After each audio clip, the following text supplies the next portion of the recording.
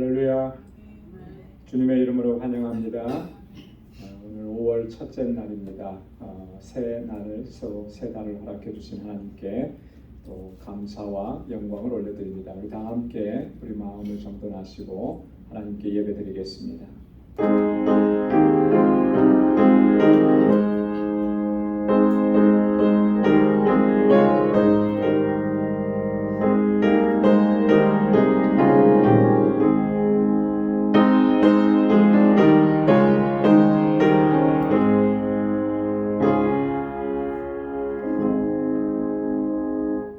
여호와께 감사하라. 그는 선하시며 그 인자하심이 영원하미로다.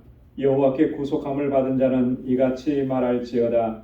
여호와께서 대적의 손에서 저희를 구속하사 동서남북 각 지방에서부터 모으셨도다. 여호와의 인자하심과 인생에게 행하신 기이한 일을 인하여 그를 찬송할지로다. 저가 사모하는 영혼을 만족해 하시며 줄인 영혼에게 좋은 것으로 채워주심이로다. 아멘. 자비하시고 은혜가 풍성하신 여호와 하나님 아버지, 오늘도 주님의 은혜 가운데 저희들을 지켜주시고 오늘 이 저녁에 다시금 거룩하신 주님의 보좌 앞으로 불러주시고 이렇게 하나님을 경배하고 찬양하고 예배케 하시니 감사합니다. 우리의 일거수일투족을 눈동자와 같이 살피시고 보호하신 아버지 하나님, 그 인도하심 가운데 믿음으로 승리의 삶을 살게 하심을 감사합니다. 이 시간 우리의 마음을 다하고 힘을 다하여 하나님을 예배하고 찬양케 하옵시고 갈급한 심령으로 주님 앞에 나아가오니 은혜의 단비로 풍성하게 채워 주옵소서. 우리의 예배를 받아 주옵소서. 예수님의 이름으로 기원하옵나이다. 아멘. 전능하사 천지를 만드신 하나님 아버지를 내가 믿사오며 그 외아들 우리 주 예수 그리스도를 믿사오니 이는 성령으로 잉태하사 동정녀 마리아에게 나시고 본디오 빌라도에게 고난을 받으사 십자가에 못 박혀 죽으시고 장사한 지 사흘 만에 죽은 자 가운데서 다시 살아나시며 하늘에 오르사 전능하신 하나님 우편에 앉아 계시다가 저리로서 산 자와 죽은 자를 심판하러 오시리라. 성령을 믿사오며 거룩한 공회와 성도가 서로 교통하는 것과 죄를 사하여 주시는 것과 몸이 다시 사는 것과 영원히 사는 것을 믿사옵나이다. 아멘. 찬양으로 하나님께 영광 돌리겠습니다. 이 땅의 황무함을 보소서.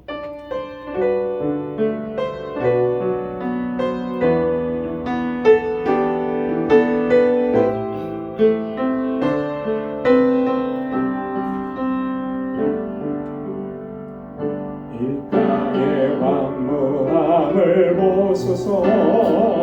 하늘의 하나님 긍휼을 베푸시는 주여, 우리의 죄악 용서하소서.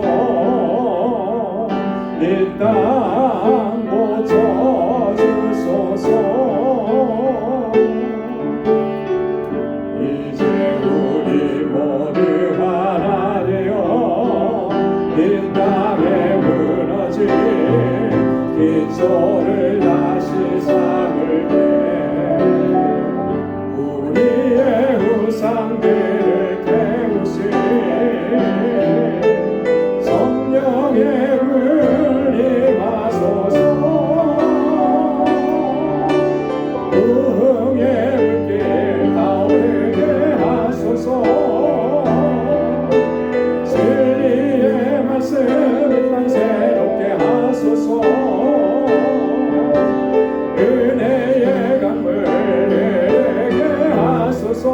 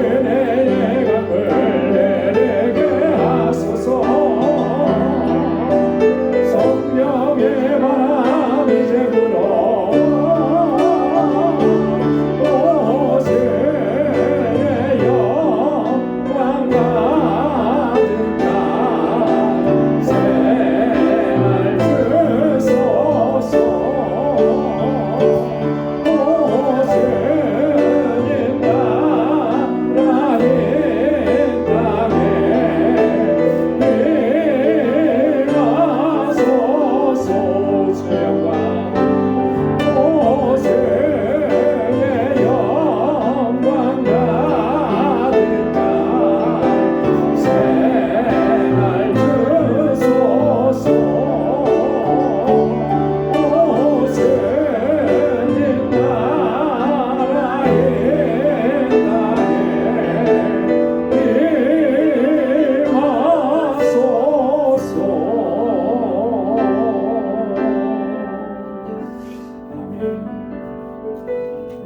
빈들의 마른 불같이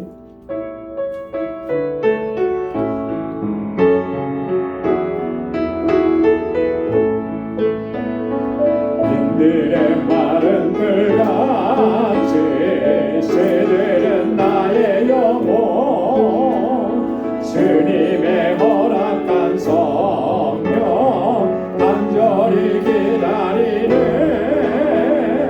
가물음의 마른 땅에 단비를 내리시는 성령의 단비를 부어 새 생명 주옵소서 반가운 빗소리 들려 산천이 춤을 추네 봄비로 내리는 성령 내게도 주옵소서 가물음의 마른 땅에 단비를 내리시는 성령의 단비를 부어 새 생명 주옵소서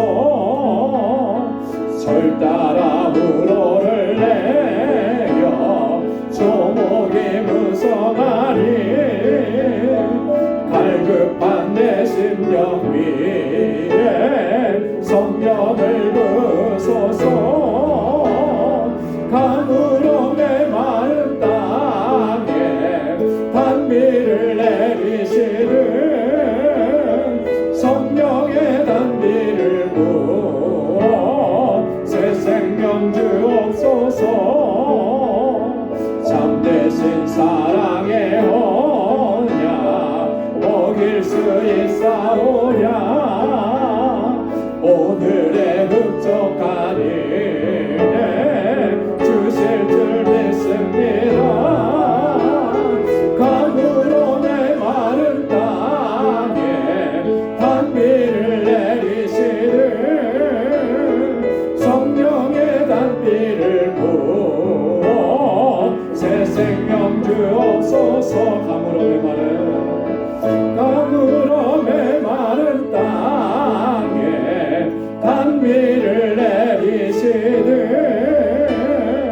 성령의 단비를 부어 새 생명 주옵소서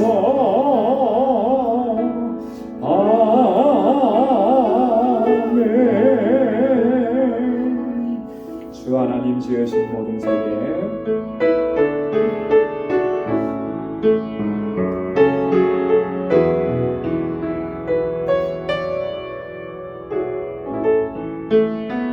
주 하나님 지으신 모든 세계 내 마음속에 그리워올게 하늘의 별 울려 퍼지는 데서 주님의 복 내 우주에 찾네 주님의 높고 위대하심을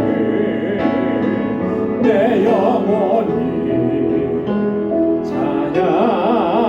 찬양하네 주님의 높고 위대하심을 내 영혼이 찬양하네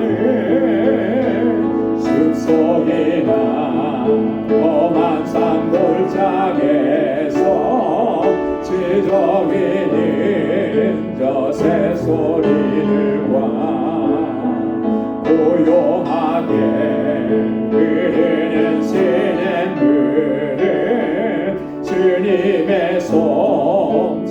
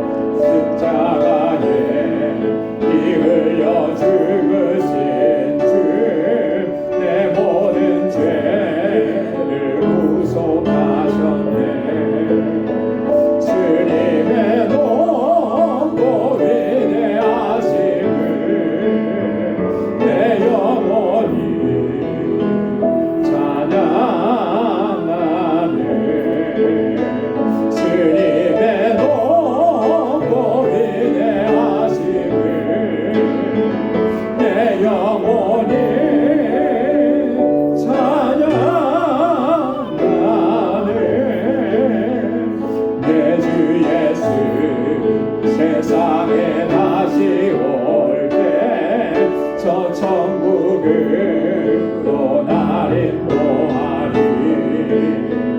나 겸손히 엎드려 경배하며 영원히 주를 찬양하리라. 주님의 높고 위대하심을 내 영혼이 찬양하네. 주님의 높고 위대하심을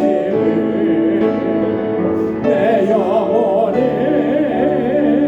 찬양하네. 주님의 높고 위대하심을 내 영혼이 찬양하네. 주님의 높고 위대하심을 내 영혼이 찬양하네. 아멘. 우리의 힘을 다해서 온 정성을 다해서 하나님을 찬양합니다.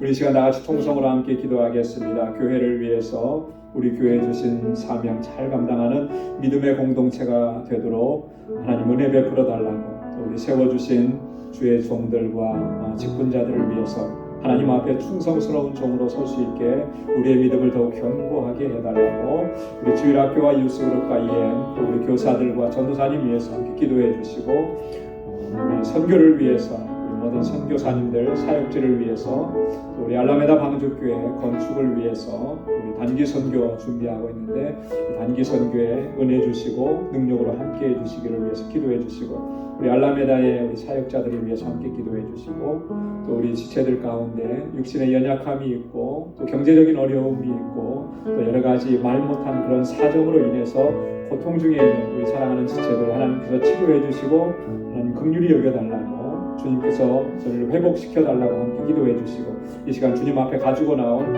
우리의 간절한 기도도 함께 통성으로 아뢰겠습니다. 거룩하신 아버지 하나님 감사합니다. 이 저녁 저희들을 사랑하시고 아버지 하나님 저희들에게 은혜 주시고자 다시금 하나님을 예배하는 이 자리로 저희들을 불러주시니 감사합니다. 세상에 살면서는 아버지 하나님 여러 모양으로 찢기고 상하고 아버지 하나님 주의 말씀대로 순종하지 못하는 어리석음과 연약함과 교만함과 이러한 모습으로 하나님 아버지 하나님 살아왔었습니다. 하나님 주님 앞에 나오면서 우리의 허물과 죄악을 보게 하시고 먼저 십자가 앞에 내려놓사오니 주의 보혈로 씻어주시고 우리를 정결하고 거룩하게 하옵소서. 하나님께서 받으시기에 합당한 예배를 이 시간 올려드릴 수 있도록 주 성령께서 이 시간 우리를 주장하시고 인도하여 주옵소서. 저희들 아버지 하나님 마음을 같이하고 뜻을 같이하여 함께 기도합니다. 주님께서 세워주신 우리 광주교회 이제 25년 아버지 25주년을 맞이합니다. 아버지 하나님 긴 세월 동안에 하나님 날마다 은혜 베푸시고 아버지 하나님 역사하시고 인도해 주셔서 여기까지 인도하심을 감사합니다. 아버지 하나님 믿음의 공동체로 사랑의 공동체로 든든하게 서게 하시고 구원의 방주로서의 사명을 잘 감당하게 하셔서 영혼을 구원하는 이 귀한 아버지 하나님 주님께서 택하신 영혼들을 주님께로 인도하는 이 사명을 잘 감당하는 우리 공동체가 되게 하시고 우리 모든 권속들이 되게 하여 주옵소서. 하나님 아버지 이 재단에 세워주신 하나님의 귀한 종들, 우리 사랑하는 장로님들, 또 우리 권사님들, 우리 안수입사님들, 또 여러 재직들과 또 아버지 각 기관마다 세워주신 하나님의 신실한 종들과 일꾼들 능력으로 함께하여 주옵소서. 성령으로 충만하게 하여 주옵소서. 하나님의 지혜로 채워주옵소서. 우리에게 충성된 마음을 허락하여 주옵소서. 맡은 자들에게 구할 것은 충성이라고 하신 주의 말씀처럼 아버지는 우리의 마음을 다하고 뜻을 다하고 힘을 다하여서 아버지 우리에게 주신 직분을 아버지 하나님 잘 감당할 수 있게 하시는 그 귀한 성품과 사랑을 통하여서 이 공동체가 정말 하나님의 기쁨이 되고 아름다운 사랑의 공동체로 든든하게 서갈 수 있도록 인도해 주옵소서. 우리 사랑하는 자녀 손들 또 이곳에서 자라나는 우리 어린 신령들 학생들 우리 청년들 장년들 붙잡아 주옵소서. 아버지 하나님 우리의 주일학교와 유스그룹과 EM을 하나님 긍휼히 여겨 주옵소서. 저들에게 자비를 베풀어 주시고 아버지 사랑하는 주의 백성들을 긍휼히 여겨 주시고 저희로 하여금 하나님 잘 경외하고 믿음으로 살아가게 하옵소서. 이 시대에 정말 다윗과 같은 믿음의 사람들이 되게 하시고 저에게 솔로몬에게 허락해 주셨던 그 지혜로 하나님 충만하게 하여 주옵소서. 사도 바울과 같이 하나님 아버지 앞에 쓰임받은 귀한 복음의 일꾼들이 다 되도록 도와주시고 우리 교사들과 전도사님 아버지 능력의 장중에 붙들어 주옵소서. 아버지 하나님 세계 곳곳에 복음을 증거하는 우리 선교사님들 강건하게 붙잡아 주시고 그 사역지마다 아름답고 주님께서 기대하시는 열매로 풍성하게 맺혀지게 하옵소서. 우리 알라메다 방주교회 주님 세워주시고 아버지 하나님 날마다 은혜 베풀어 주시고 아버지 모일 때마다 주의 성령으로 함께해 주심을 감사합니다. 건축 중에 있습니다. 하나님 모든 가정들을 주님께서 친히 인도하여 주셔서 아름다운 성전을 주님 앞에 봉헌하게 하시고 더 많은 영혼들을 주님께로 인도하는 구원의 방주가 되게 하옵소서. 아버지 단기 선교를 준비하고 있습니다. 은혜 더하여 주옵소서. 저희들은 부족하고 연약합니다. 오 하나님 아버지 주께서 함께 하시지 않으면 감당할 수가 없습니다. 우리 온 성도들이 마음과 뜻을 같이 할 수 있도록 도와주옵소서. 아버지 하나님 우리 알라메다의 사역자들 힐과 루네타 몬세 아버지 그 모든 아버지 사역자들에게 능력과 권능으로 함께하여 주시고 아버지께서 늘 붙잡아 주시고 성령으로 충만하게 하여 주옵소서. 우리 사랑하는 지체들 아버지 하나님 어려움과 아버지 고통과 아버지 하나님 우리의 삶의 책으로 인해서 힘들어하는 사랑하는 주의 자녀들 붙잡아 주시고 아버지 하나님 저들을 다시 일으켜 세워주시며 주님의 손으로 만져 주옵소서. 광야와 같은 삶이지만 낙심하지 않게 하시고 소망의 주님을 바라보고 믿음 안에 굳건하게 서게 하여 주옵소서. 우리 사랑하는 성도들의 가정과 아버지 하나님 저희가 함께 주신 직장과 아버지 믿음의 기업들을 든든하게 지켜주시고 늘 형통하게 하여 주옵소서. 오늘도 주님 앞에 나와서 간절하게 간구하는 우리의 모든 기도에 하나님의 선하신 응답으로 함께 주옵시고 오늘도 주의 말씀으로 우리를 새롭게 하여 주옵소서. 우리의 마음밭에 주의 말씀이 심겨지게 하시고 새로운 결단과 각오로 주님 앞에 설 수 있는 은혜의 시간으로 주님 인도하여 주옵소서. 모든 것 감사합니다. 예수님의 이름으로 간절히 기도드리옵나이다. 아멘. 할렐루야. 할렐루야. 우리 하나님께서 우리 기도를 들어주시고 또 선한 응답 허락해 주실 줄로 믿습니다. 오늘 우리 함께 묵상할 하나님 말씀은요, 에베소서입니다. 에베소서 1장 1절에서 6절까지 말씀입니다. 에베소서 1장 1절로 6절 신약성경 310페이지입니다. 한 절씩 교독하겠습니다. 하나님의 뜻으로 말미암아 그리스도 예수의 사도된 바울은 에베소에 있는 성도들과 그리스도 예수 안에 신실한 자들에게 편지하노니 하나님 우리 아버지와 주 예수 그리스도조차 은혜와 평강이 너에게 있을지어다. 찬송하리로다. 하나님 곧 우리 주 예수 그리스도의 아버지께서 그리스도 안에서 하늘에 속한 모든 신령한 복으로 우리에게 복 주시되 곧 창세전에 그리스도 안에서 우리를 불러사 우리로 사랑 안에서 그 앞에 거룩하고 몸이 없게 하시려고 그 기쁘신 뜻대로 우리를 예정하사 예수 그리스도로 말미암아 자기의 아들들이 되게 하셨으니 이는 그의 사랑하시는 자 안에서 우리에게 거저 주시니까 그의 은혜의 영광을 찬미하게 하려는 것이다. 아멘. 오늘부터는 이제 우리 에베소서의 말씀을 함께 나누도록 하겠습니다. 바울 서신서들이 다 중요하죠. 다 중요한데 그 중에서도 특별히 좀 중요하게 여겨지는 편지 중에 하나가 이제 에베소서입니다. 그럼 바울 서신서에서 가장 중요하게 여겨지는 편지가 어떤 편지겠습니까? 로마서. 그렇죠. 로마서죠. 로마서는 복음의 핵심을 이야기하고 있기 때문에 가장 중요합니다. 그리고 우리가 지난주까지 말씀을 나눴던 갈라디아서도 마찬가지예요. 그리고 이 에베소서도 마찬가지입니다. 이 에베소서는 또 이제 우리가 같이 묵상해 나가다 보면 이제 발견하게 되고 함께 또 묵상 나누겠지만 우리가 교회 안에서 공동체 안에서 신앙생활을 하면서 그런 중요한 그 원리들을 신앙의 원리들을 우리에게 제공해 줍니다. 그래서 에베소서를 정말 진지하게 읽고 묵상하게 되면 우리가 교회 공동체 안에서 이 공동체 신앙생활을 정말 하나님 보시기에 기뻐하시는 아름다운 모습으로 감당해 나갈 수가 있어요. 왜 그러냐면 이 에베소서는 다른 서신서들과는 좀 다르게 특별하게 바울이 이 교회론에 대해서 많이 이야기를 합니다. 이 교회라는 곳이 어떤 곳이냐, 그리고 공동체 안에서 우리가 어떻게 섬겨야 되느냐, 이런 이야기들을 많이 우리에게 제공을 해줍니다. 우리 에베소서를 본문으로 들어가기 전에 좀 간단하게 좀 배경적인 것들을 좀 생각하면 좀 도움이 될 것 같아요. 이 에베소라고 하는 지역에서 바울이 복음을 전하고 선교했을 때 이때는 바울의 2차 선교 여행 때입니다. 바울이 1차, 2차, 3차 세 차례에 걸쳐서 선교 여행을 떠나고 마지막 네 번째는 이제 로마로 호송되어서 가죠. 근데 그 중에 이제 두 번째예요, 두 번째. 여러분이 바울이 두 번째 선교 여행을 떠나면서는 주로 어느 지역에서 많이 사역을 했냐면 유럽 지역으로 넘어가게 됩니다. 유럽 지역으로 넘어가요. 바울의 2차 전도 여행은 사도행전 15장 후반절부터 19장까지 집중적으로 이제 나와 있습니다. 그리고 이 2차 선교 여행에서 바울이 성령의 인도하심을 크게 한번 체험을 합니다. 그게 뭐냐면 사도행전 16장에 나오는 이 아시아 지역으로 가서 복음을 전하고 싶어서 그렇게 계획을 했었는데 성령께서 뭐라고 하십니까? 마게도냐로 건너가라 그러는 거예요. 마게도냐. 그러니까 바울이 생각했던 것과는 완전히 다른 방향으로 성령께서 인도하시죠.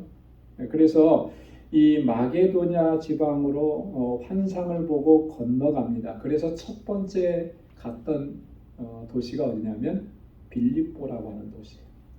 그래서 빌립보에 가서 복음을 전하고 거기에서 이 루디아라고 하는 여인을 만나죠. 자주장사였던 루디아라고 하는 여인을 만나서 동역자가 되고 함께 이 빌립보 교회를 세워갑니다. 자, 그 다음에 이제 어디로 옮겨가냐면 데살로니가라고 하는 곳으로 옮겨가요. 그래서 데살로니가 지역에서 복음을 전하다가 많이 어려움을 당하죠. 환난을 당하고 그래서 이렇게 다시 또 옮겨갑니다. 다시 옮겨간 데는 어디냐면 베레아라고 하는 지역으로. 그러니까 베레아 지역으로 옮겨갔는데 거기서는 복음을 전할 때마다 사람들이 이 말씀을 속속 받아들이는 거예요. 그래서 사도행전을 기록하고 있는 누가가 이 베레아 사람들을 어떻게 평가하고 있느냐면 이 사람들은 데살로니가 사람들보다 더 신사적이어서 젠틀했다는 거예요. 예의가 잘 갖춰져 있고 복음을 잘 받아들였다는 거죠. 그래서 거기서 이제 복음을 전하고 그 다음에 아덴으로 갑니다.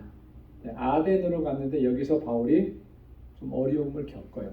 그죠? 이 아덴 사람들은 지금 아테네인데 아덴 사람들은 뭐에 관심이 많으냐면 철학적인 것에 관심이 많아요.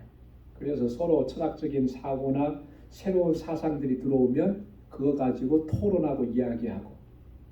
바울이 거기서 뭐 그런 어떤 학문적인 지식적인 면에서 바울이 뒤지지 않잖아요. 그래서 그렇게 그들과 똑같은 철학적 사고로 접근을 했다가 좀 어려움을 겪죠.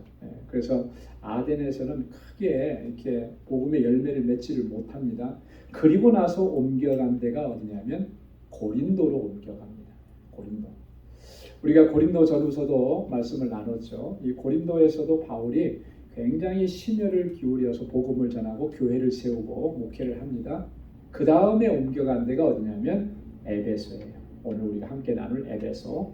에베소에서 바울은 거의 얼마 동안이냐면 3년 가까이 목회를 합니다. 교회를 세우고 바로 그냥 떠난 게 아니고 거기서 3년 가까이 목회를 하면서 정말 심혈을 기울이고 애정을 다 쏟고 그렇게 했던 교회가 바로 에베소 교회라고 하는 거죠.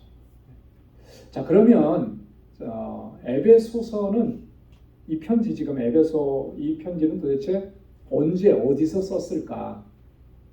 에베소에서 복음을 전하면서 거기서 쓰지는 않았을 거예요. 그죠?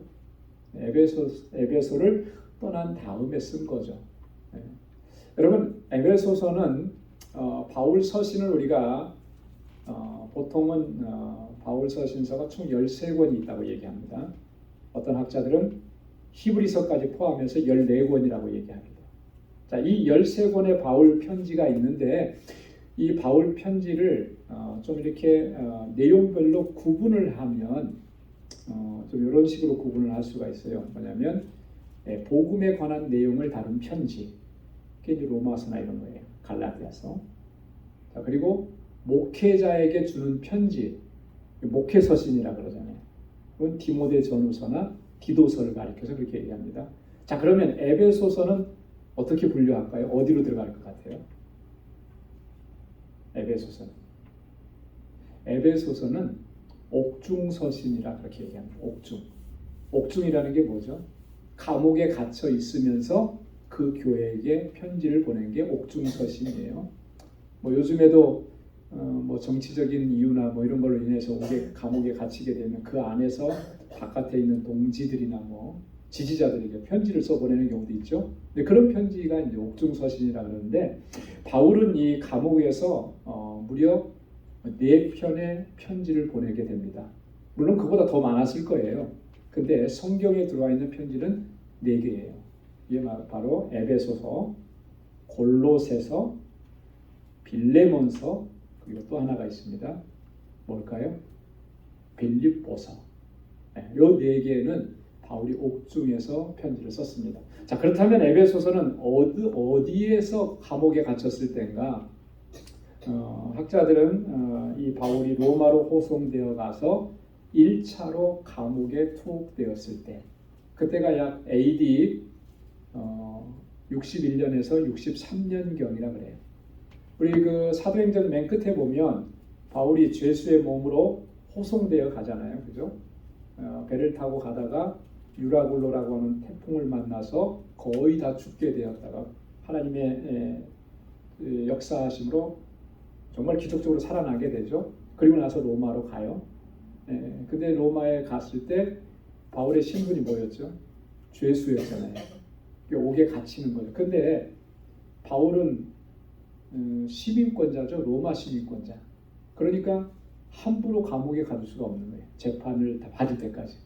그러니까 감옥에 갇히기는 했지만 요즘식으로 표현하면 어떤 게 있었냐면 가택연금 같은 상태예요. 그러니까 집안에서는 자유롭게 생활을 하는데 밖으로는 못 나가게 하는 그런 상황이에요. 그래서 집에 오는 사람은 맞이할 수가 있는 거예요. 약간의 자유가 있는 거죠. 바로 이 상황일 때 에베소에 이 편지를 써서 보낸 것이다. 이렇게 배경. 이 에베소서의 특징을 보면 우리가 1장에서 바로 우리가 알 수가 있어요. 뭐냐면 하나님의 구원 계획, 그리고 예수 그리스도를 통해서 하나님의 그 구원 계획을 성취하신 것, 이것에 대해서 우리의 구원에 대해서 아주 자세하게 설명을 합니다. 그런데 이 하나님의 구원 계획은 이미 우리가 태어나기도 이전에 창세 전부터 하나님께서 계획하신 일들이라고 하는 것을 바울이 여기서 선언을 하는 거예요. 그래서 하나님의 선택과 하나님의 예정에 대해서 집중적으로 이야기를 합니다. 그리고 아까도 말씀드렸던 것처럼 두 번째로는 이 교회론에 대해서 자세하게 심도 있게 다룹니다. 그리고 교회의 직분에 대해서 또 교회 안에서 하나됨과 일치를 위해서 힘써야 된다. 이런 내용을 많이 다루고. 그 다음에 이제 이 에베소서에서는 바울이 즐겨 사용하는 이 용어들이 있는데 그 중에 아주 특징적인 게 있어요. 여러분 바울 서신서에서 읽다 보면 자주 등장하는 표현이 있습니다. 그게 뭘까요? 네, 은혜와 평강. 맞아요. 각 편지마다 은혜와 평강이 있는데 그거보다도 더 많이 써요. 이거는 굉장히 중요합니다. 그래서 여러분 꼭 기억하셔야 돼요. 뭐냐면 그리스도 안에서, 엔 그리스도, 그리스도 안에라고 하는 표현. 이게 굉장히 많이. 저는 다 세워보지 못했는데 어떤 분이 다 세워봤대요. 그랬더니 바울 서신 안에 이 그리스도 안에라고 하는 말이 164회가 나온대요. 자, 은혜와 평강은 몇 번 나올까요? 각 편지마다 한 번 정도씩 나오는 거예요. 그런데 164회면 굉장히 많이 나오는 거죠. 그 중에 에베소서에서 36회가 나온답니다. 그러니까 이 에베소서는 그리스도 안에라고 하는 말을 가장 많이 사용하는 거죠. 이게 핵심적인 사상이에요. 우리의 구원은 다 어디서부터 시작되는 거예요? 그리스도로 말미암는다는 거죠. 우리의 그리스도인들의 삶은, 신앙은 어디에 있어야 되는 거예요? 그리스도 안에 있어야 된다고 하는 거죠. 이게 핵심적인 그런 내용이라고 하는 거예요. 그래서 여러분 이런 관점들을 가지고 에베소서를 읽어 나가면 한층 더 우리가 쉽게 더 잘 이해할 수가 있게 됩니다. 자, 오늘은 서론 부분인데요. 먼저 1절부터 6절까지 말씀을 보도록 하겠습니다. 그런데 사실 이 에베소서는 서론이 없어요. 그렇죠? 1절과 2절에 바울이 문안 인사합니다. 다른 편지들에서들과 비슷한 패턴으로 문안 인사하고 그 다음에 3절부터는 바로 본론으로 들어가는 거예요. 그래서 1절과 2절은 문안 인사하고 그 다음에 3절부터는 하나님의 예정하심에 대해서 바로 본론으로 이야기를 합니다. 자, 그러면 한 절씩 같이 말씀을 나눠보도록 하겠습니다. 자, 1절 말씀 우리 같이 한번 읽어볼까요? 하나님의 뜻으로 말미암아 그리스도 예수의 사도된 바울은 에베소에 있는 성도들과 그리스도 예수 안에 신실한 자들에게 편지하노니. 아멘. 자, 여기에 보면 중요한 내용들을 다루고 있죠. 자신이 예수 그리스도의 사도가 된 것은 무엇으로 말미암았다 그랬습니까? 하나님의 뜻으로 말미암았다. 이 시대에는 거짓 사도들이 많이 있었어요. 이 거짓 사도들이 참 교회를 많이 혼란스럽게 만들었죠. 그래서 바울이 복음을 전하면서 이 로마 제국의 어떤 이런 핍박과 박해도 싸워서 이겨내야 됐지만 안으로는 교회 안에 침투해 들어온 이 거짓 사도들과의 싸움도 이런 부분은 이제 교리적인 부분, 복음의 진리에 관한 부분, 이걸 지켜내기 위해서 정말 힘겨운 싸움을 해야만 했어요. 우리가 갈라디아서를 공부하면서도 우리가 좀 살펴봤잖아요. 갈라디아 교회 성도들을 어지럽히고 유혹하고 막 이렇게 했던 사람들이 누구라 그랬습니까? 유대 율법주의자들이라 그랬어요. 그죠? 율법주의 사상을 가지고 와서 이 갈라디아 교회 성도들이 복음을 받아들이고 예수 그리스도의 진리를 받아들였는데 그걸 막 흐트러 놨다라는 거예요. 그러니까 바울이 갈라디아서를 이 편지를 쓰지 않을 수가 없었던 거죠. 에베소 교회도 마찬가지예요.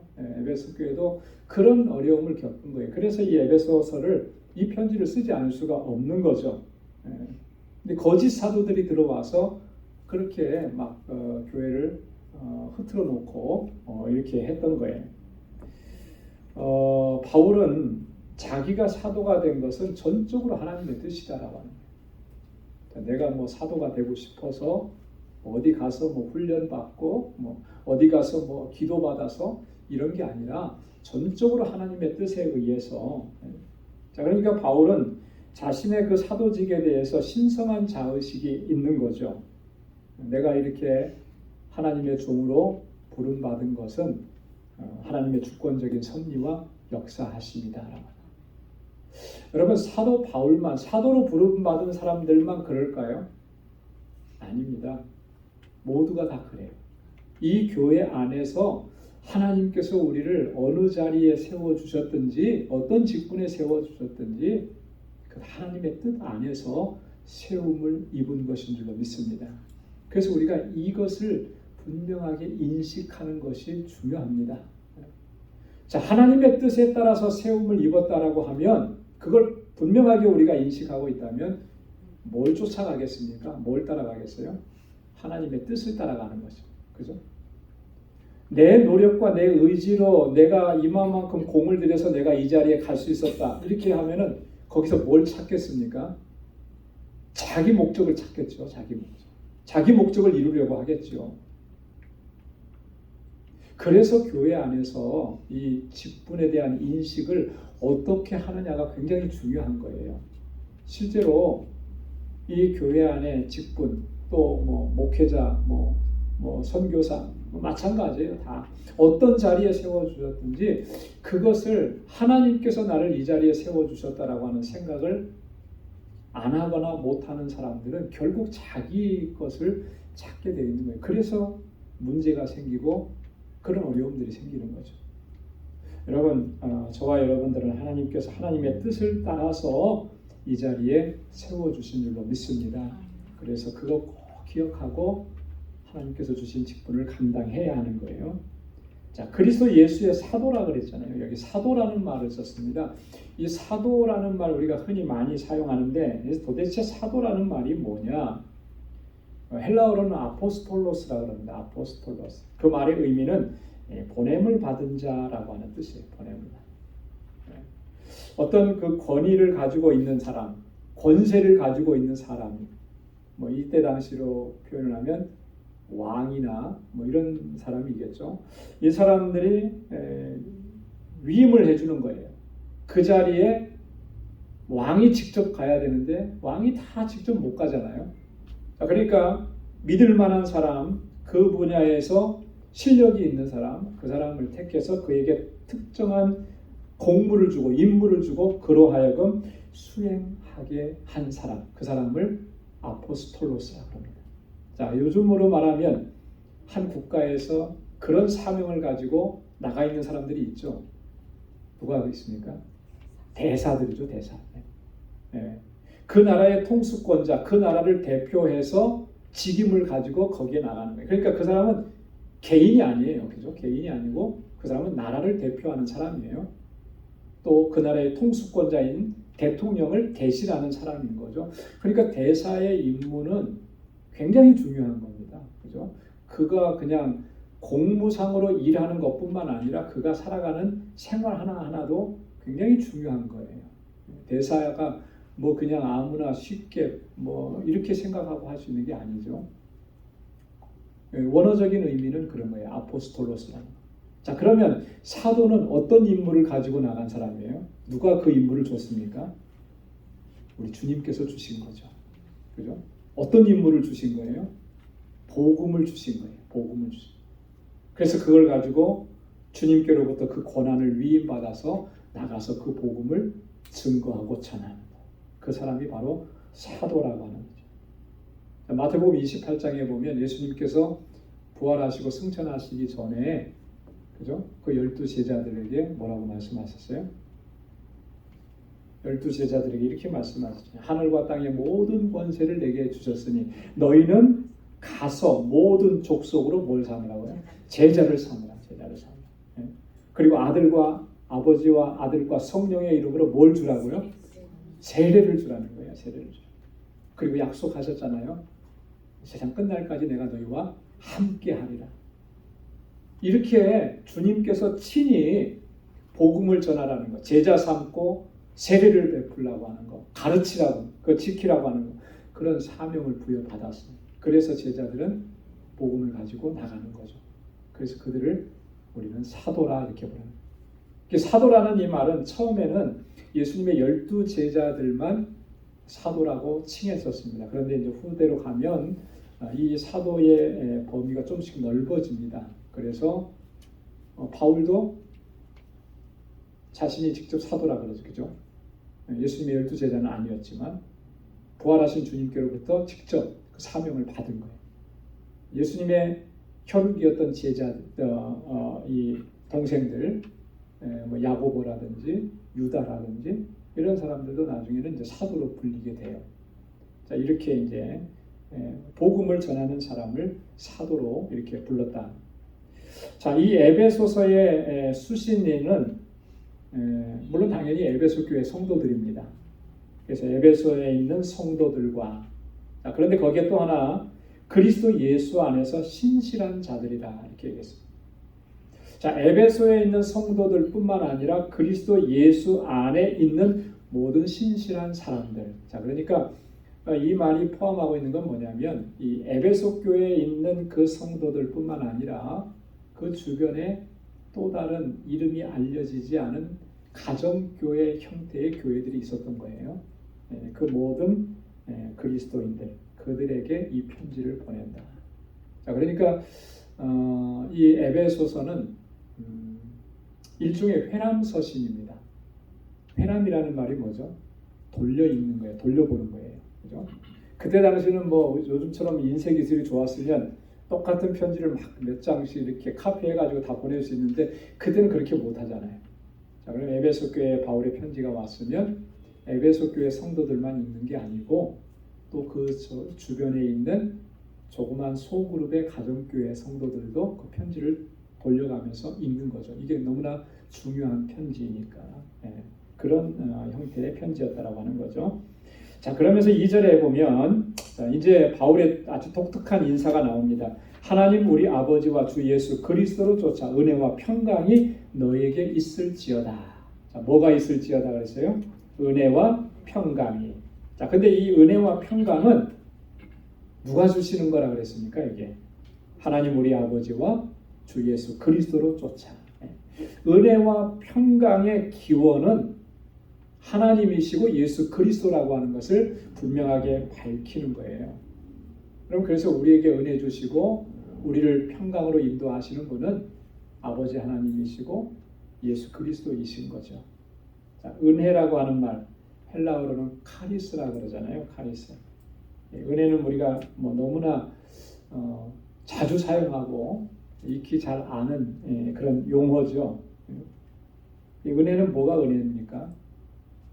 값없이 거저 주시는 거, 그죠? 값없이 거저 주시는, 무조건적으로 주시는 그게 은혜예요. 근데 이 은혜라고 얘기했을 때 우리가 흔히 말하는 하나님의 은혜죠. 뭐 우리 뭐가 좀 있으면 하나님의 은혜죠. 이런 말 많이 하잖아요. 물론 그 우리 생활 속에서 좋은 일이 있고 뭐가 이렇게 잘 되고 형통하면 하나님의 은혜인 건 맞습니다. 그런데 여기서 말하는 이 은혜는 본질적으로 뭘 말하냐면 구원의 은혜를 말하는 겁니다. 구원의 은혜. 나 같은 죄인 그 죄값을 어떻게 치르겠습니까? 그 죄의 값은 우리가 감당할 수가 없는 거예요. 마치 1만 달란트 빚진 자처럼 그거 감당할 수가 없잖아요. 1만 달란트. 내가 어떻게 갚아요? 그런 것처럼 우리 죄값을 우리가 치를 수가 없어요. 그런데 그 죄값을 주님께서 다 치러주시고 너는 이제 빚이 없어 이렇게 하신 거예요. 네가 갚아야 될 빚이 없어. 왜? 예수님이 대신 갚아주셨으니까. 네가 그거 믿냐? 이게 은혜인데 그걸 믿는 사람에게는 구원이 임하는 거죠. 그 구원의 은혜를 얘기하는 거예요.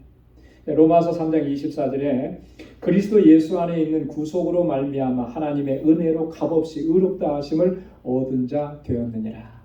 할렐루야. 여러분 이 말씀 꼭 기억하시기 바랍니다. 로마서 3장 24절 그리스도 예수 안에 있는 구속으로 말미암아 이 구속이라는 것이 예수님께서 내 죄를 대신해서 십자가에 달려 돌아가신 걸 얘기하는 거예요. 그렇게 하심으로 말미암아 어떻게 했어요? 하나님의 은혜로 그 은혜가 뭐예요? 값없이예요. 값없이. 그렇게 우리가 의롭다 하심을 얻었다. 이게 은혜인 것입니다. 평강이라고 하는 말은 헬라어로 에이레네라고 하는데 히브리 말로는 샬롬이라고 하죠. 샬롬. 평강은 샬롬입니다. 이 평화 혹은 뭐 화평, 뭐 일치, 뭐 이런 것들을 담고 있는 표현인데 이 평강은 은혜의 결과로 주어진 하나님과의 화목한 상태입니다. 평강. 여러분 지난 주일날에도 잠깐 말씀을 드렸지만 가장 우리를 힘들게 하고 어렵게 하는 게 뭐가 어려운 거라 그랬어요? 관계의 어려움이라고 그랬죠. 그죠? 갈등이 있고 다툼이 있고 싸움이 있으면 이게 정말 우리가 힘든 거예요. 이러면 이제 관계가 벌써 이렇게 흐트러져 가지고 불편하고 힘들어요. 그래서 뭐 이렇게 뭐 밥 먹는 것도 소화가 잘 안 되고 그 문제가 해결이 안 되면 그죠? 잠을 자도 잠을 자는 것 같지 않고 자 그런데 그 관계가 잘 해소가 되면 그 다음부터는 마음에 평안함이 오죠. 잠도 잘 와요. 그죠? 걱정할 게 없어지는 거예요. 하나님과 우리와의 관계가 우리는 못 느꼈다 할지라도 영적으로는 그런 관계예요. 내가 죄인이었을 때 하나님과의 관계가 끊어졌잖아요. 그죠? 하나님과 원수되었다고 바울은 표현했거든요. 그런 관계에 있어서는 우리가 육적인 삶에 아주 치중해 있다 보니까 영적으로 그런 상태인 걸 모르고 있었을 뿐이지 하나님과의 관계가 흐트러져 있는데 평안할 수가 없는 거죠. 그런 관계에 있었는데 하나님께서 우리에게 은혜를 베풀어 주셨잖아요. 그 흐트러진 거를 풀어주신 거잖아요. 그렇게 해서 우리 마음에 뭘 주신 거예요? 평화를 주신 거죠. 평화. 그게 바로 평강이라고 하는 거예요. 그러니까 은혜의 결과인 거예요. 하나님의 은혜가 우리에게 임하면 하나님과의 관계가 화목된 관계로 회복이 되어지는 거죠. 그러면 우리의 영혼이 평안함을 얻는 거예요. 그래서 세상에서 뭐 있고 없고 이거에 따라서 우리의 마음이 흔들리고 좌절되고 뭐 이러는 게 아니라 이미 하나님께서 모든 관계를 온전하게 하셔서 은혜를 베풀어 주셨기 때문에 우리가 누릴 수 있게 하신 그 평강. 자, 그래서 고린도후서 5장 19절에서 바울이 이렇게 얘기합니다. 이는 하나님께서 그리스도 안에 계시사 세상을 자기와 화목하게 하시며 그리스도 안에서 역사하신 하나님께서 세상을 자기와 하나님과 화목하게 하셨다라고. 하나님과 화목하게 하셨다라고 하는 이 말은 다른 말로 표현하면 죄악된 세상 가운데 있고 죄악 가운데 머물러 있었던 우리 인생들의 이 죄의 문제를 해결해 주셨다라고 하는 그런 거예요. 그렇게 해서 우리가 하나님과 화목한 관계 안에 들어가게 하신 거예요. 그래서 저희의 죄를 저희에게 돌리지 아니하시고, 이게 얼마나 은혜입니까? 그죠? 나는 분명히 죄를 지어서 죄인인데 그 죄값을, 죄의 책임을 나에게 묻지 않으신다는 거예요. 왜 안 물으시겠습니까? 예수님께서 대신 그것을 져주셨기 때문에 그런 거예요. 우리에게 그래서 화목하게 하시는 말씀을 또 우리에게 부탁하셨다. 평강은 그런 것입니다. 자, 은혜와 평강이 너희에게 있을지어다 라고 하는 이 바울의 인사는 단순한 인사가 아니에요. 단순한 인사가. 그죠? 이런 의미를 담고 있는 겁니다. 그래서 여러분 우리가 성도들끼리 서로 간에 인사할 때도 뭐 요즘에는 어떤 인사를 주로 많이 하냐면 카톡으로 소통을 많이 하잖아요. 그죠? 카톡으로 소통을 하니까 마지막 끝날 때, 그죠? 마지막 할 때 하나님의 은혜와 평강이 함께 하시기를 빕니다. 뭐 이렇게 한마디 딱 써주면 좋을 것 같아요. 그렇죠? 그게 얼마나 큰 위로와 힘이 되는데요. 자, 이렇게 해서 1절과 2절에 우리 인사말을 한번 같이 나눠봤고요. 자, 그 다음에 이제 3절부터 6절까지 말씀인데 오늘 이 시간에는 다 하기가 좀 어려울 것 같은데요. 일단 뭐 하는 데까지 해보겠습니다. 하나님의 예정하심에 대해서 이게 얼마나 큰 은혜고 복이냐라고 하는 것을 이야기합니다. 자, 3절에 보면 찬송하리로다 하나님 곧 우리 주 예수 그리스도의 아버지께서 그리스도 안에서 하늘에 속한 모든 신령한 복으로 우리에게 복 주시되. 찬송하라 그러는 거예요. 하나님을 찬송하라. 왜 하나님을 찬송하냐? 찬송의 이유를 여기서 얘기합니다. 근데 여기 3절에도 보면 아까 우리 에베소서에서 자주 등장하는 표현이 있다 그랬죠. 그게 뭐라 그랬죠? 36번이나 나온다 그랬는데 그리스도 안에서. 3절에 또 나오잖아요. 여기죠. 그리스도 안에서. 자, 그리스도로 말미암아 우리 주님 그리스도께서 십자가 구속의 사건을 이루신 그 일로 말미암아 우리에게 뭐가 주어졌다 그랬냐면 하늘에 속한 모든 신령한 복이 우리에게 임했다. 여러분 복 좋아하시죠? 대답을 안 하세요. 왜? 복 안 좋아하시나요? 복은 다 좋아하잖아요. 그죠? 네. 옛날에 저 어렸을 때 재밌는 그 개그, 그때는 코미디라고 해요. 웃으면 복이 와요. 다 아시죠? 그죠? 웃으면 복이 와요라고 하는 프로그램이 있었어요. 얼마나 우리가 복을 좋아하면 그죠? 한 TV의 프로그램에도 웃으면 복이 와요. 우리 어르신들도 저 어렸을 때도 보면 어른들이 그런 표현 참 많이 했어요. 뭐 어떤 이상한 좀 잘못된 행동하면 그렇게 하면 복 나간다고 그러지 말라고. 그죠? 밥 먹을 때도 그죠? 뭐 다 왼손잡이인데도 왼손잡이 먹으면 안 된다고 복 나간다고 오른손으로 먹으라고 막 이렇게. 그러니 왼손잡이로 태어난 사람이 오른손으로 먹으려면 얼마나 힘들겠어요. 왼손으로 먹으면 복 나간다 그러니까 또 어쩔 수 없이 또 그렇게 합니다. 복에 대해서 우리가 참 많이 집착을 해요. 근데 이제 이 복을 어떻게 우리가 이해하고 있느냐가 상당히 중요합니다. 네. 여기 본문에 보면 하늘에 속한 모든 어떤 복이라고 그랬습니까? 신령한 복이라고 그랬어요. 자, 그러니까 이 말 속에는 우리가 일반적으로 가지고 있는 복에 대한 개념과는 약간 좀 다른 거예요. 여러분 어떤 걸 복이라고 생각하세요? 일반적으로 보면 잘 되는 게 복이에요. 그죠? 잘 되는 게. 사업도 잘 되면 복인 거고, 그죠? 돈도 많이 벌면 복인 거고, 내 자녀가 잘 되고 뭐 좋은 학교 가고 좋은 직장 하면 그 복인 거고, 이거를 부정할 수는 없어요. 자, 그런데 잘 보십시오. 그 반대가 되면 어떻게 생각해요? 그 복이라고 생각합니까? 아니라 그러죠. 그죠? 내 자녀가 남들은 다 좋은 학교 갔는데 내 자녀는 그렇게 못 갔어. 그러면 그거 복이라고 생각하는 사람들은 없을 거예요. 그죠? 비즈니스를 했는데 해도 맨날 손해만 봐요. 그러면 그거 복이라고 생각하는 사람 없을 거예요. 그러니까 세상에서 우리가 일반적으로 가지고 있는 복의 개념은 그런 겁니다. 있으면 잘 되면 복이고 안 되면 그건 복이 아니고. 이게 이제 일반적인 복에 대한 개념인데, 여러분 성경에서 우리에게 말씀하시는 이 복은 그런 것하고는 차원이 다른 거예요. 차원이 다른. 그래서 오늘 여기에서 바울이 뭐라 그래요? 신령한 복이라고 그러잖아요. 신령한 복. 이건 땅에 속하는 게 아니에요.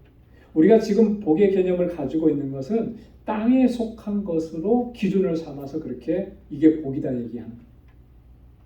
그런데 예수 그리스도 안에서 우리에게 주신 복은 하늘에 속한 것이에요. 하늘에 속한 것. 그래서 신령한 복이라는 거예요. 그게 얼마나 복이 되는지, 그게 얼마나 귀한지, 그게 얼마나 우리에게 값진 것인지를 우리가 알아야만, 그래야만 우리가 신앙생활 하는데 기쁨으로 감사함으로 신앙생활 할 수가 있는 거예요. 그걸 우리가 알지 못하면 자꾸 이 세상의 것에 매이고 세상의 것에 없는 것 때문에 나는 예수 믿었는데도 나에게는 복이 안 왔다. 하나님 나에게는 복을 안 주셨다고 이렇게 하나님 앞에 불평하고 하소연해요. 마치 이스라엘 백성들이 광야 생활하면서, 그죠? 여러분 이스라엘 백성들이 광야 생활할 때 그게 얼마나 큰 복입니까? 첫째는 노예 생활하던 애굽 땅에서 해방을 얻었어요. 그 자기 힘으로 할 수가 있었습니까? 못 하잖아요. 그런 은혜를 입었는데, 그런 복을 누렸는데도 그냥 광야에서 먹는 거 좀 부족하다고 원망하고 불평하고 짜증을 내고. 자, 두 번째로 광야 생활하는 이 이스라엘 백성들은 지금 어디로 가는 것입니까? 약속의 땅 가나안으로 가는 거잖아요. 축복의 땅으로. 그걸 못 기다리고 지금 여기서 내가 먹는 거 없다고 그렇게 불평하고. 사실 먹는 게 없었을까요?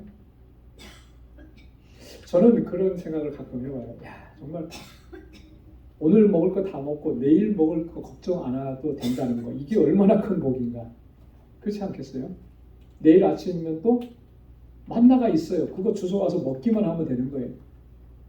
고기 먹고 싶다 그러니까 하나님께서 메추라기도 갖다 주세요. 그거 먹는 거예요. 사람이 그런 것 같아요. 그게 처음에 있었을 때는 그게 참 감사하고 맛있게 먹는데 그게 똑같은 게 계속 반복이 되면 질려하는 거죠. 질려하는. 우리가 사실 어쩌면 신앙생활 하면서도 우리의 삶이 그런 것 같아요. 그죠? 여러분 미국 땅에 이민 와가지고 정말 대단한 거 아니겠습니까? 이 척박한 곳에, 말도 안 통하는 곳에, 그 한국에 계신 우리 선배 목사님이 그러더라고요. 미국으로 이민 간 사람, 아니 미국을 포함해서 다른 나라로 이민 간 사람들은 정말 대단한 사람들이라고. 대단한 사람. 자기는 가라 그래도 못 가거든. 그 맞는 말이거든요. 그렇죠? 한국에서 그냥 그대로 살았었으면 물론 한국에서의 삶도 힘들 수도 있었겠지만 외국에 나가서 사는 것과는 비교할 수가 없는 거잖아요. 그런데 우리가 이 땅에 살면서 지금까지 살아오면서 어땠습니까? 정말 은혜로 살아온 거잖아요. 물론 나름대로 열심히 최선을 다해서 땀 흘리고 밤잠 못 자고 수고하고 했었지만 그렇게 할 수 있는 건강을 주신 것도 하나님의 은혜고, 지금까지 수십 년 동안 여기서 살아온 것도 하나님의 은혜고, 이 모든 게 다 하나님의 은혜거든요, 사실. 감사한 것뿐인데 지금 내가 그렇게 해온 것에 대한 감사가 우리에게 너무나 좀 약해져 있고 감사가 너무나 부족해요. 그래서 사실 우리가 늘 하나님의 은혜를 잊어버리고 불평하고 원망할 때가 참 많잖아요. 그 광야에서 그랬던 사람들, 이스라엘 백성들과 우리와 뭐가 다를까? 다르지 않은 거죠. 하나님의 이 구속의 은혜를 하나님께서 우리에게 주신 이 신령한 복을 다시 한번 우리가 우리 안에서 새롭게 해야 할 줄로 믿습니다. 하나님께서 우리를 자녀 삼아 주시고 하나님께서 우리에게 영원한 생명을 허락해 주시고 그 신령한 복으로 채워 주신 것, 이게 얼마나 귀한 것인지를 우리가 바로 알아야 된다라고 하는 것이죠. 자, 그래서 이 신령한 복이라고 하는 게 도대체 그러면 어떤 것들이냐라고 하는 것이 이제 4절부터 6절까지에 좀 더 구체적으로 자세하게 설명을 하고 있습니다. 그래서 이 그 신령한 복의 핵심적인 주제는 뭐냐면 하나님의 예정하심이에요. 우리를 예정하셨다. 뭘로 예정하신 거예요? 하나님의 백성, 하나님의 자녀로 예정해 주셨다. 어떤 분들은 이 신학적인 그런 거로 예정이라는 그 용어, 이 예정이라고 하는 개념을 아주 조금 뭐라 그럴까요? 좀 신화적으로 이렇게 이해해서 예정이라고 하는 그 교리를 좀 무시하는 그런 경향인 이런 분들도 좀 있더라고요. 근데 이게 그렇지 않아요. 오늘 바울이 얘기하는 것처럼 이 예정이라고 하는 것은 너무나 중요한 하나님의 섭리고 역사입니다. 그래서 우리가 다음 주에 여기서부터 한번 다시 천천히 한번 공부하겠습니다. 이 하나님께서 우리를 하나님의 자녀로 예정해 주시고 택해 주신 게 우리에게 얼마나 큰 은혜인가. 우리는 내 의지와 결단으로 이 자리에 서 있는 것 같지만 그렇지 않다는 거죠. 하나님이 나를 택정하셨고 하나님께서 나를 자녀로 예정해 주셨는데 그 하나님의 예정하심이 창세 전부터예요. 이거는 정말 너무나 놀라운 거예요. 너무나. 그래서 우리가 다음 주에도 우리가 기대하면서 이 말씀을 함께 나누도록 하고요. 다음 주에 여러분 오실 때 이 4절부터 14절까지 있는 말씀을 꼭 한 번 이상은 꼭 읽어보시고 그리고 우리가 함께 말씀을 나누도록 하겠습니다. 우리 잠깐 기도하겠습니다. 거룩하신 아버지 하나님 감사합니다. 오늘도 저희들을 사랑하시고 또 저희들을 통해서 찬양과 영광을 받으시기 위해서 이렇게 불러주시고 하나님을 경배하고 찬양하게 하시니 감사합니다. 이제 이번 주일부터 우리가 이렇게 에베소서의 말씀을 함께 묵상합니다. 하나님 우리를 구원하시고 자녀 삼아주시기 위해서 하나님께서는 창세 전부터 택정하시고 예정하시고 독생자 예수 그리스도의 그 구속의 사건을 통해서 우리를 하나님의 거룩한 백성으로 삼아주신 이 하나님의 놀라우신 구속의 역사와 섭리, 하나님 이 깊은 하나님의 은혜, 하나님 우리가 깊이 잘 깨달을 수 있도록 지혜를 허락하여 주옵소서. 그래서 이 땅에 사는 동안에 세상에 매이는 이 세상에 묶이는 삶이 아니라 영원하신 그 하나님의 나라를 바라보면서 우리에게 맡겨주신 사명을 주님의 주시는 능력으로 잘 감당할 수 있는 우리 방주의 권속들이 다 되게 하여 주옵소서. 이제는 우리 주 예수 그리스도의 무한하신 은혜와 하나님 아버지의 크고 놀라우신 사랑과 성령의 위로 교통 충만하심의 역사가 하나님의 은혜에 늘 감사하고 주님을 찬양하고 하나님의 영광을 위해서 살아가기로 결단하는 우리 방주의 모든 믿음의 권속들과 또 저들의 가정과 직장, 생업의 터전 위에 이제로부터 영원까지 함께 하시기를 간절히 축원하옵나이다. 아멘.